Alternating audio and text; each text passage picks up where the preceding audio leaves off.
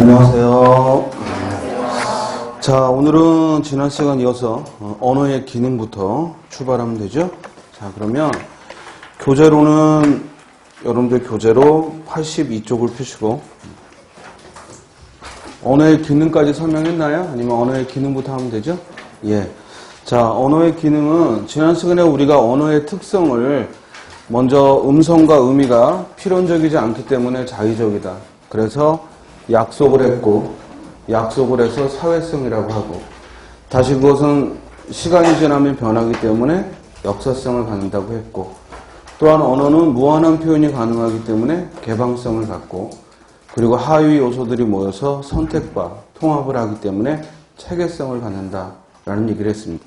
그리고 언어는 끊어서 표현하는 성질을 가졌기 때문에 분절성을 가졌고, 그리고 우리는 언어가, 즉 우리가 사용하는 언어의 대부분은 여러 가지 사물들의 공통적인 성질을 모아서 추상화의 과정을 거친 것이기 때문에 추상성을 갖는다라는 얘기를 했고요. 그리고 앞 시간에 첫 번째, 두 번째 시간에 우리가 국어의 일반적인 문법에 대한 이야기를 먼저 아웃라인을 말씀을 드렸고, 그리고 이제 구체적으로 들어가고 있습니다. 자, 그럼 언어의 기능은요, 앞서 배웠던 그런 언어의 특성을 이제 실제로 화자와 그리고 청자를 두고 즉 그 말을 주고받을 때 언어가 하는 기능이 어떤 것이 있는가라는 겁니다. 수업을 들을 때는 항상 먼저 수업 내용에 집중하시고 선생님이 책을 보자 하면은 그때 책을 보시면 돼요. 제가 첫 시간에도 말씀드렸지만 책을 정복하는 게 우리의 목적이 아니라 수업 문제를 맞히는 게 우리의 목적이니까 수업에 일단 집중하시고 또 책의 어디를 보자 하면은 보시면 되고, 그 외에는 같이 판서도 하고 그리고 생각도 해보고, 제일 중요한 건 스스로 생각해 보는 거예요. 그리고 확실하게 이해가 되면 암기는 따라와요. 그런데 이해가 안 되면 아무리 반복하고 해도 암기가 안 됩니다.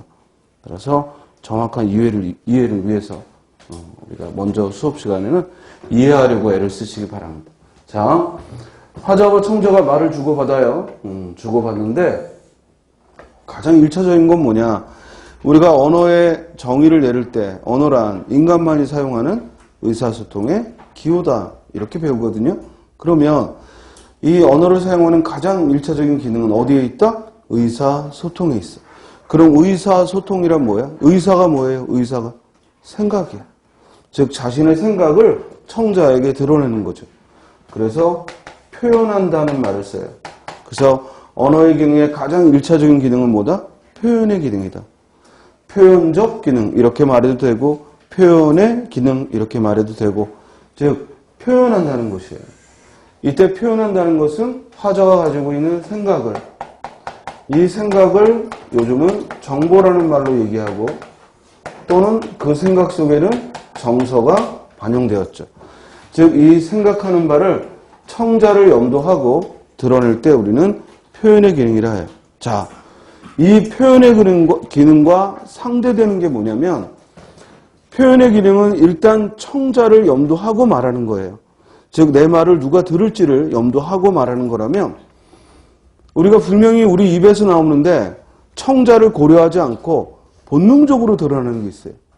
즉 가장 흔하게 나오는 건 놀랄 때, 어이쿠, 아, 그죠?